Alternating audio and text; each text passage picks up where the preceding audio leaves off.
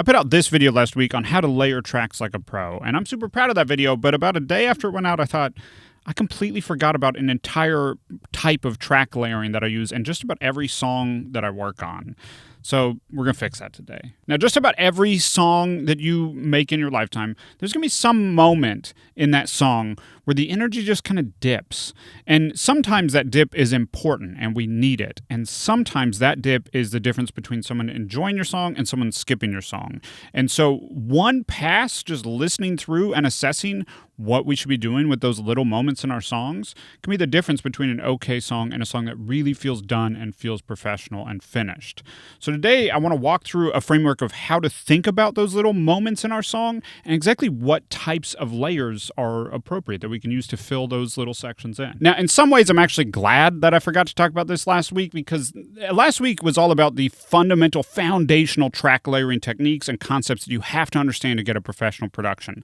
This week is all about the moments, creating these little moments. Think about just that finishing touch inside your session. The way that I would encourage you to approach this is to do all the stuff we talked about last week first, and then come in and start thinking about these little moments and filling these little gaps in ways that will just keep the listener engaged, keep the energy at the appropriate level throughout the whole song. And it goes perfectly hand in hand with what we talked about last week. So functionally, we're kind of creating a little mini series. Now, same as we did last week, we're going to treat this kind of like a little mini masterclass. I want to break this down slowly, really teaching you how to think about this stuff first, and then we'll go through examples where you'll actually get to hear exactly what I'm talking about, 8 different approaches to creating these moments, so that you have all sorts of little tools in your tool belt that you can reach for, but you'll also, more importantly, know how to think about it when you're working on your music.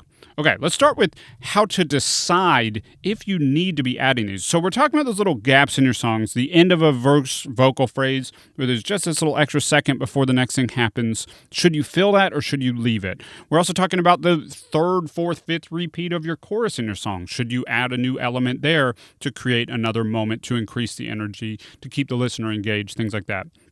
How do you decide if you should be doing that?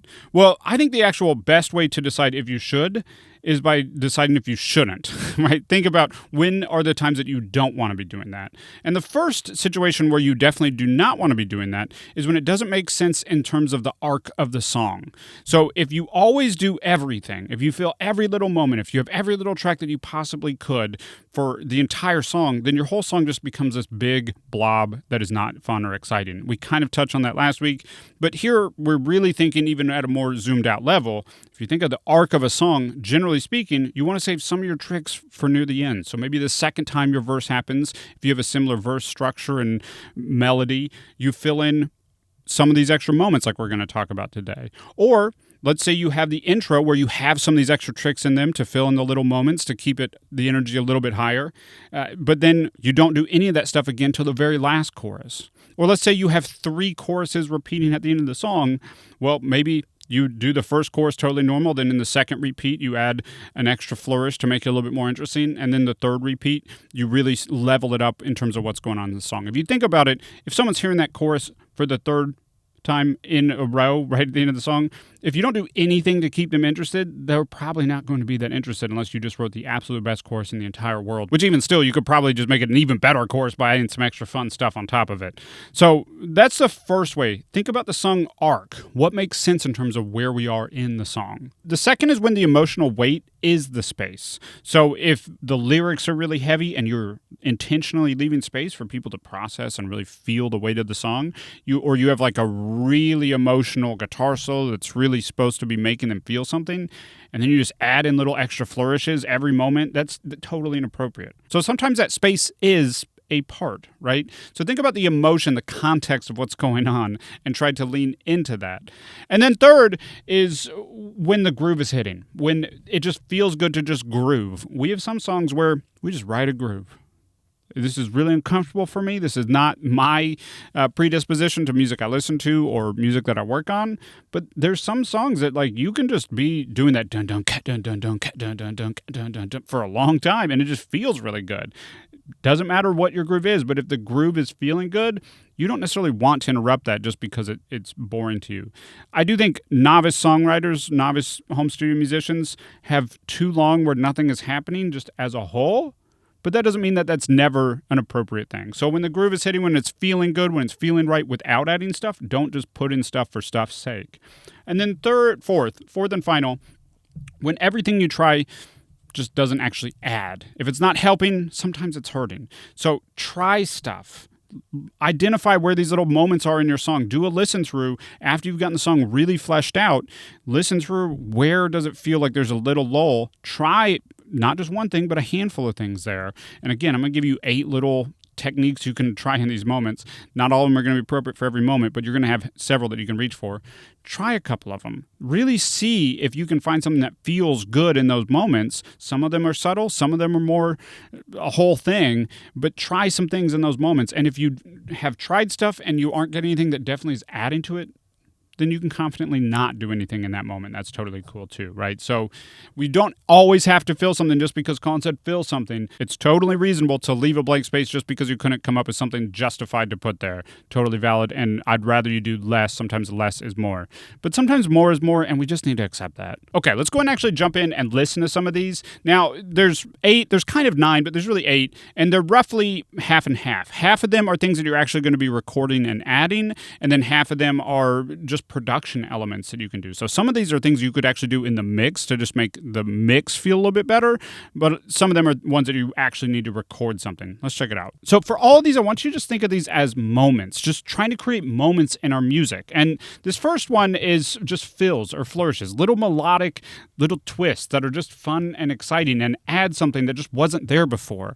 Look for opportunities to bring that stuff in. And in this case, this is pretty squarely that we found the right moment in the arc of the song. Early on in the song, we didn't need this extra element, but by the end of this song, just bringing in this one extra element makes it much more exciting, even though it's very subtle. These things can be subtle. Sometimes it's not about a punch in your face. This is the moment. And this example is definitely one of those more subtle things, but it adds to the overall experience. Okay, so in the first chorus, we don't have this. By the time we get to the end of this song, we just wanted to bring up the energy a little bit. So we just added this little super distorted Wurlitzer sound. Check this out.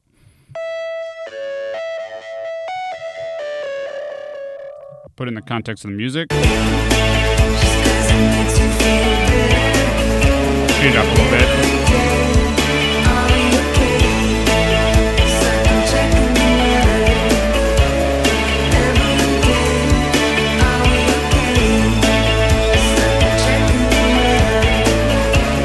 It's playing off those little pockets that the vocal leaves and filling them in a cool and engaging way. So little fills, little flourishes. One of my favorite ways to do this is just with a little guitar flourish, just a little guitar like that kind of stuff can make the difference in those little moments. So again, moments. Okay, the first one, as we talked about, that was fills or flourishes. The second type I want to talk about is riffs. These are similar to fills, but they're longer. So in this case, we just had this little synth lead line at the end of the song. Again, chorus repeats. We want the next repeat near the end of the song to be a little bit more interesting, so we introduce a new element.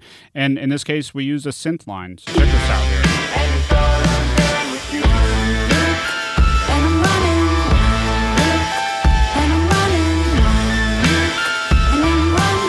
Take that away. Lose it, right? Add it back in. I cheated the volume up, but get the idea.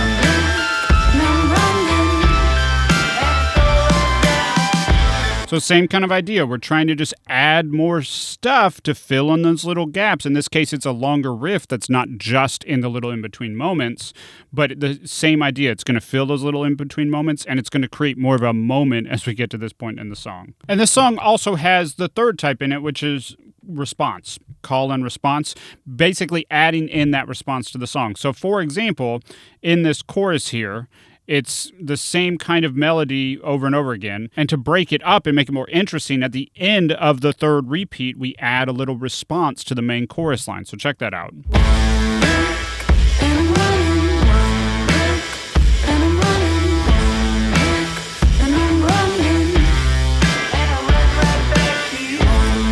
So that, and I run right back to you. If I didn't have that in there, that little gap right there would just be way less interesting. And this is a good example, too, of a kind of common approach of this kind of telephony response, call and response thing, where you have the main line and then you have this telephony response to it.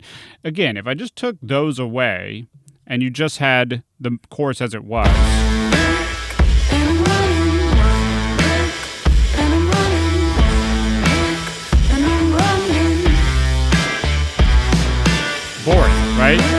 adding just that little bit back in.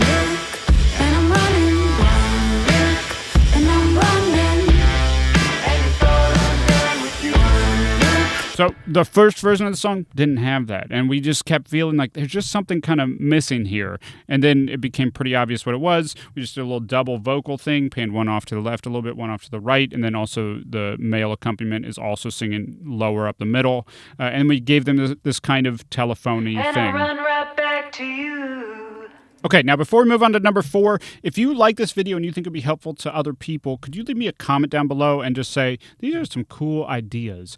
YouTube favors videos that have more comments, and I just want to help as many people as I possibly can. Okay, let's get back into it. So this next example I don't actually have the session for because this is from a project that I did when I was just turned 18 years old with my high school band, Dreams of University. Not about university, long story. But we were in a big studio in New York, not a recording studio, and we got to this section of the song, and the engineer just said, this just needs something else. What if we copy the second verse and put it in this section of the song? And I was like, that's not going to work. And then he did it, and it was the coolest thing I'd ever heard. So this is number 4, and it's motifs or callbacks, where you take something from earlier in the song and you just copy it to later in the song, and it creates this cool thing. You can also do this across songs, where you take something that you recorded in another song and put it into this song. And there's something so cool about filling a gap and giving someone that sensation of, wait, I know that part. I recognize that. So let me just show this to you really quickly. He literally just took the verse section. So this is the part of the song, and then I'll go back to the second verse so you can hear what he copied.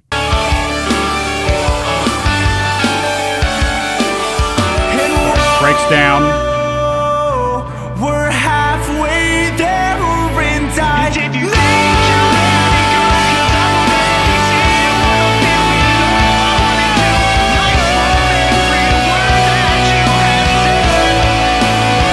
and the other ear.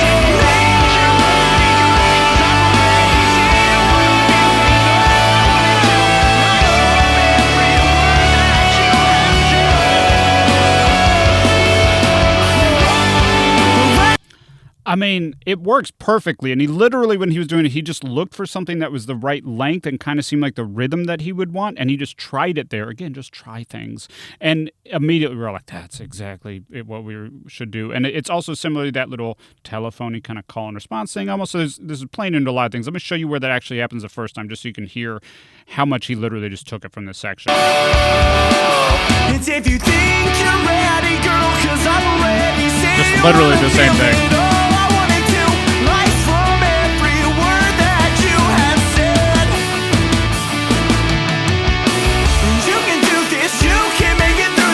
Man, I haven't listened to this song in a long time. This is This Quiet Boy by Dreams of University. Check it out. Okay, let's go and talk about number 5, which is ear candy. Now, this one, again, is a little bit more subtle, especially than that last one. So we're not talking about a long riff. We're not talking about anything big like that. We're just talking about little things. So this song just has this really cool guitar part, but then it just has this little gap where I just wanted something to happen to kind of capitalize on the fact that that part just ended. So it's almost like filling the space more to accentuate and punctuate the thing that just happened before it. And so there's this cool little guitar thing, and then I just added a clave doing this. So check that out in the context of the song.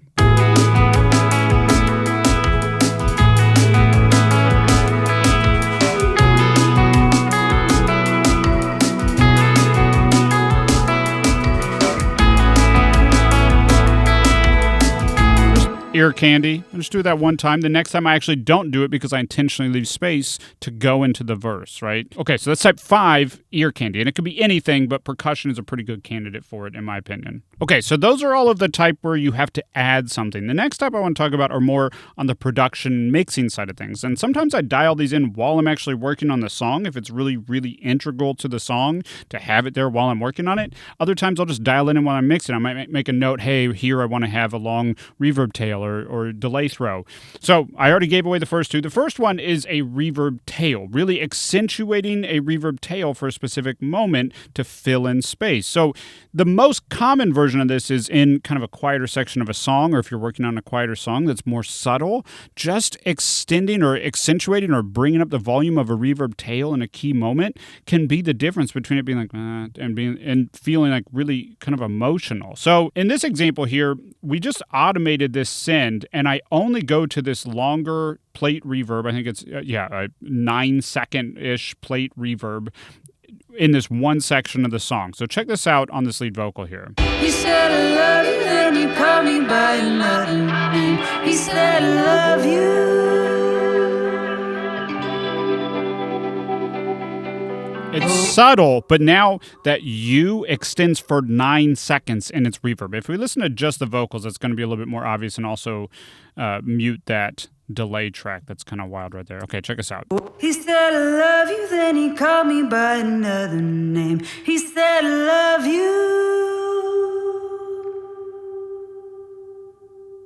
You hear that? Oh, what a shame. All those games that tail literally fills that entire space. So a reverb tail can fill a moment in a really cool way. And again, all we're trying to do here is create moments. Okay, so that's a reverb tail. Let's look at delay throws. We're back in the song from the very beginning. And here we wanted the vocal in the verse to have a few moments where you're establishing it. And then on the third time, to punctuate the phrase, we threw the last word. And the easiest way to do that, in my opinion, is just duplicate your vocal track, keep all the processing on, so you'll see all the processing's on there. And then I've just copied just that one word down for where I want to delay it right here. And then the only difference on this track from my main vocal track is now I have a specific delay set up and 100% mix. So this track won't actually play this in real time. It will only play the delayed signal of that. And then I also personally often end up doing a little bit of reverb after my delay signal with a lower mix in most cases for delays throws. So check this out. Technically, you asked me a question, but I can seem to get in a word. When you're ready to breathe, I would like to be heard. I'm not done. Subtle, but just that breathe, one ear, other ear. The Delay Designer plugin is really good for really subtle things like this, where I can just pan one off a little bit to the left and then the next one a little bit off to the right. And then, just a little bit of reverb after it. So delay throws, you've probably heard of this, so I'm not going to belabor it. They're very, very common. I use them sometimes. I don't use them as much as some people, but they're pretty cool. Okay, and then just to save you from another session jump back and forth, we're going to jump up to number 9, which, as I said, is kind of an extra one, and then we'll go back to number 8. So for number 9, it's about spotlight automation. It's using automation to enhance something or draw attention to something that's already there to fill a gap. It's very common, especially with things like drum fills, or if you do just like a little riff or flourish on a guitar or bass or whatever, that it can just get lost in the song. But if when that little flourish or fill on the guitar happens or fill on the drum part happens, you just bring up the volume just for that little section, it can be the difference between the energy being there and the energy not being there. So, for example, as we're going out of this guitar solo back into the chorus in this song, I just automate up the drums 2 decibels to bring up that drum fill so that you really notice it and you really feel the energy of it. Check it out.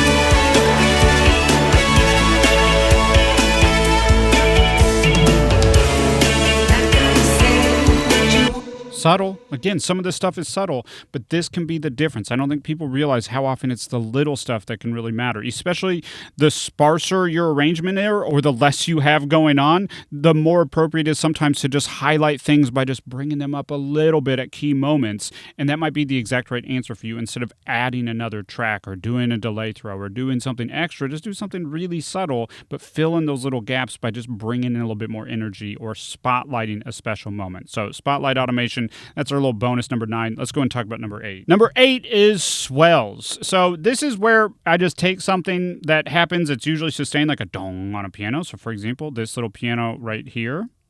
Just a single note on a piano, but just hit with a lot of attack. Sounds really cool. And I just take it and I just flip it. And then it sounds like this.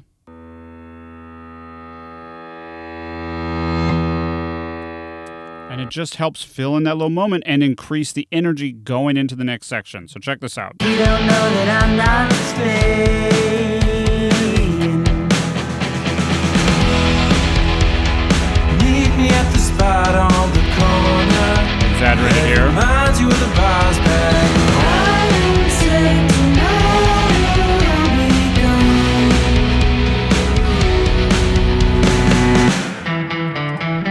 Right? So reverse swells, super, super cool. A lot of people just use regular swell effects, which are cool and sometimes the exact right thing, but sometimes just reversing something can be really cool. One of my favorite ways to do this with a guitar is to palm mute either the chord that you're in or the chord you're about to go into. Palm mute it and just let it go, boom, and then you just flip that because you have that initial hit from the palm muted part, just boom, and then you just let that die out. You reverse it, and now you have a great little swell. It's very common in metal music to do this like constantly. Just constant little swells can just keep the energy up and fill in all those little gaps. That's a little bit more than what we're talking about here. But again, we're just creating moments, and those little rising tension moments can be really, really cool. Okay, so creating moments is a really big part of knowing what to record in your music. These little moments, again, as we said, can be the difference between an okay song and a very, very fun, engaging song. So after you finish recording your song and you get all your fundamental tracks in there, spend just a few minutes listening and seeing, are there any little gaps that I can fill in or moments that I can take advantage of to just make this song extra special, extra emotional, whatever extra and appropriate is for you and your music. Okay. Again, if you haven't watched that video from last week, definitely check that out. And if you're not getting mixes that you're happy with, you can get incredible sounding mixes wherever it is that you're making music. In GarageBand and Logic, it doesn't matter what you use. It's all about how you use it. And I want to give you something to help with that. It's my 6-step checklist to a pro mix, and it goes through the 6 steps that all professional mixes have and exactly how to do them. You can download it for free from the link in the description below. And if you haven't seen me mix in real time, I'll link to a video above here where I walk through the entire mixing process and explain every decision with you. And I even go into mastering as well. So definitely check that out if you haven't seen already. I'll see you in another video real soon. One thing